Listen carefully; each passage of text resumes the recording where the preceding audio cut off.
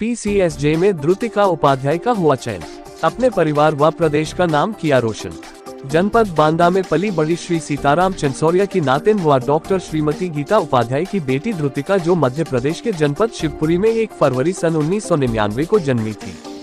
द्रुतिका उपाध्याय की प्रेरणा स्रोत डॉक्टर मालती व्यास पत्नी शिव कुमार व्यास के संरक्षण में बांदा के सेंट मैरी स्कूल से प्राथमिक शिक्षा लेने के बाद मध्य प्रदेश के शिवपुरी नरवर स्थित जवाहर नवोदय विद्यालय से हाई स्कूल इंटरमीडिएट उत्तीर्ण कर विधि स्नातक की शिक्षा हिदायतुल्लाह विधि विश्वविद्यालय रायपुर से प्राप्त कर विधि परास्नातक की शिक्षा रविंद्रनाथ टैगोर विश्वविद्यालय भोपाल से लेने के बाद मध्य प्रदेश में पीसीएसजे सत्र 2021 की परीक्षा के सभी पदानों पर सफल होकर 2023 में घोषित परिणाम में द्रुतिका उपाध्याय का चयन होने से परिवार और क्षेत्र में खुशी का माहौल बन गया। पिता डॉक्टर विनोद उपाध्याय एवं माता डॉक्टर गीता उपाध्याय ने द्रुतिका को उसकी कठिन मेहनत और लगन ही इस उपलब्धि को प्राप्त करने का कारण बताया।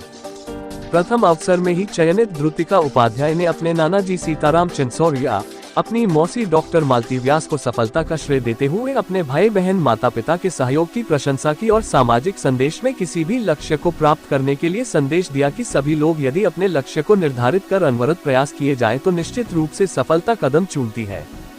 खबर जगत के लिए बांदा से दिलीप जैन की रिपोर्ट। क्या नाम है आपका? डॉक्टर गीता उपाध्याय। ये आपकी बेटी ने ये कामयाबी हासिल की, इसमें आपने माँ होने के नाते किस तरीके से उनकी मदद की?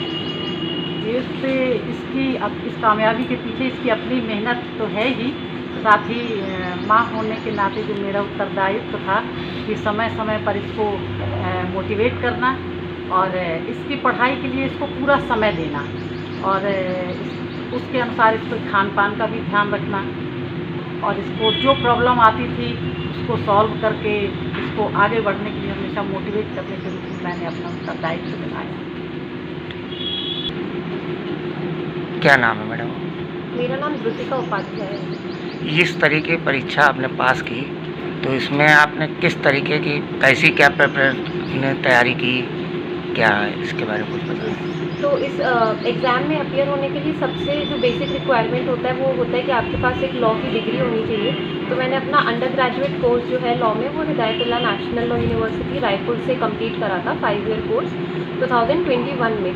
फिर उसके बाद मैंने रविंद्रनाथ टैगोर यूनिवर्सिटी भोपाल से अपना पोस्ट ग्रेजुएशन कंप्लीट करा था और साथ ही में मध्य प्रदेश सिविल जज एग्जामिनेशन में वैकेंसीज निकली थी तो उसमें मैं अपीयर हुई थी। तो उसका जो 3 स्टेजेस का जो पूरा प्रोसेस रहता है, प्री मेंस और इंटरव्यू का, वो मैंने कंप्लीट करा था और इस हिसाब से साथ ही में जो भी मैंने अपने अंडर ग्रेजुएट और पोस्ट ग्रेजुएट कोर्स में जो भी पढ़ाई करी थी वही सारे सिमिलर सब्जेक्ट्स थे, तो उन्हीं को बार बार रिवाइज़ करना और जो एग्ज़ाम का पैटर्न है उस हिसाब से प्रैक्टिस करके मैंने इस एग्ज़ाम के लिए अपनी तैयारी करी। इस कामयाबी में सबसे ज़्यादा श्रेय किसका रहा?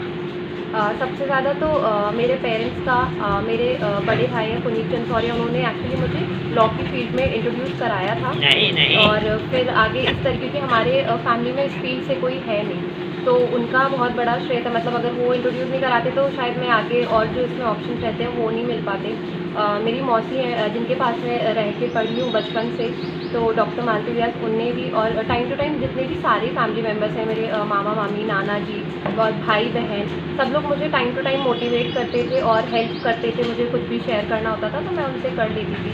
फिर जहाँ पे मैंने कोचिंग करी है उन कोचिंग इंस्टीट्यूट्स और मेरे जो भी टीचर्स रहे हैं स्कूल से लेके कोचिंग तक, तो सब ने अपना अपना उनका रोल था और सब मुझे मोटिवेट करते थे और आगे बढ़ने के लिए मतलब प्रोत्साहित करते थे। इस तैयारी में करने वाले बच्चों के लिए क्या टिप्स देना चाहेंगे? सबसे इम्पॉर्टेंट टिप ये है कि आपको कंसिस्टेंट रहना चाहिए, क्योंकि ये पूरा 1 साल का प्रोसेस होता है जो 3 स्टेजेस में होता है।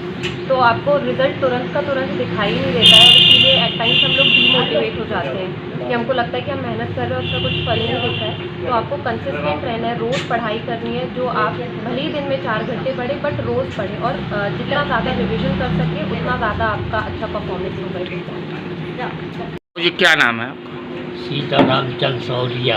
ये आपकी नातिन को ये कामयाबी मिली, इसमें कैसा आपका जो है आशीर्वाद रहा, क्या कुछ बताएं? आशीर्वाद जब इनकी मम्मी को बचपन से रहा तो इसको तो डबल आशीर्वाद रहा। आज कुछ देना चाहते हैं इस कामयाबी में बेटी को? ये दक्षिणमूर्ति संघ है।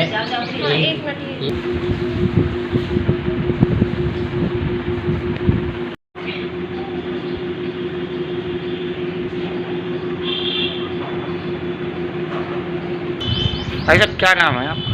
विनोद कुमार उपाध्याय। ये आपकी बेटी का क्या नाम है? द्रुतिका उपाध्याय। किस तरीके की परीक्षा में चयनित हुई हैं? ये सिविल जज परीक्षा 2021 मध्य प्रदेश में इसने 47 रैंक के आधार पर क्वालिफाई किया है। इसकी नियुक्ति अभी लगभग 2 महीने के अंतर हो जाएगी। इनकी इस कामयाबी में आप लोगों ने किस तरह की मदद की? इसके लिए शुरू से ही इसका प्लान था कि हमको न मेडिकल में जाना है न इंजीनियरिंग में जाना है, तो उस हिसाब से फिर विचार किया कि इसको 11-12 की शिक्षा जो है उसकी यूनिटी ग्रुप से कराई जाए और उस आधार पर 11-12 ग्वालियर डिलीवरी पब्लिक स्कूल से कराया हमने। और उसके बाद ग्रेजुएशन फिर लॉ फील्ड में आना था, तो ग्रेजुएशन इसकी हिदायतुल्लाह नेशनल यूनिवर्सिटी रायपुर छत्तीसगढ़ से कराई। और उसका पोस्ट ग्रेजुएशन फिर हमने रवीन्द्रनाथ टैगोर विश्वविद्यालय भोपाल से कराने के बाद उसी साथ में इसकी तैयारी चलती रही ऑनलाइन।